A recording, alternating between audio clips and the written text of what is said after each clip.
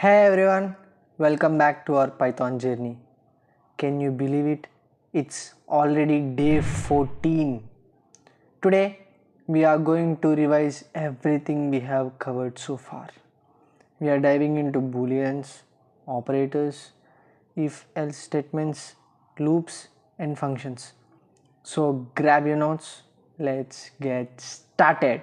In day 8, we have so far covered Python booleans. First up, Python booleans.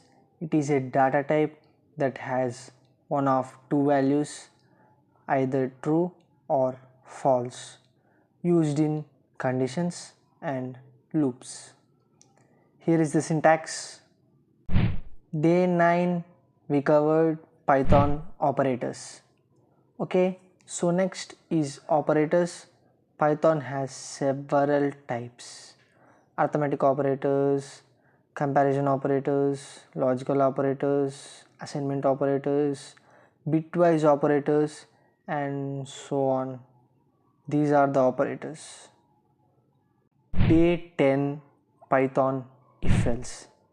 We learned if-else conditions. Moving on to if-else statements, they allow you to run code based on conditions. Elif, use elif for more conditions as an elif ladder. Day 11 we have covered Python while loops. Alright, let's dive into while loops. These little guys will keep running a block of code as long as a condition holds true. Here's the basic syntax. Now for example, remember you can use break to stop the loop early and continue to jump to the next iteration. Okay. Day 12 Python for loops. Next up, for loops. These allow you to iterate over a sequence of elements effortlessly. Here's the basic syntax. Want to a loop specific number of times, we can use range. You can control the flow with break and continue, and even use else to run code after the loop finishes. Finally, day 13. So far we covered Python functions. Let's talk about functions. These are blocks of reusable code that can save you loads of time. Define a function with def keyword.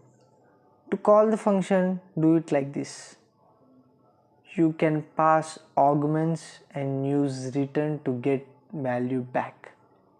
You want to handle variable length arguments, use arguments.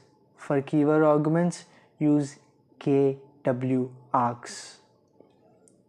Don't forget about default values and recursion for special cases.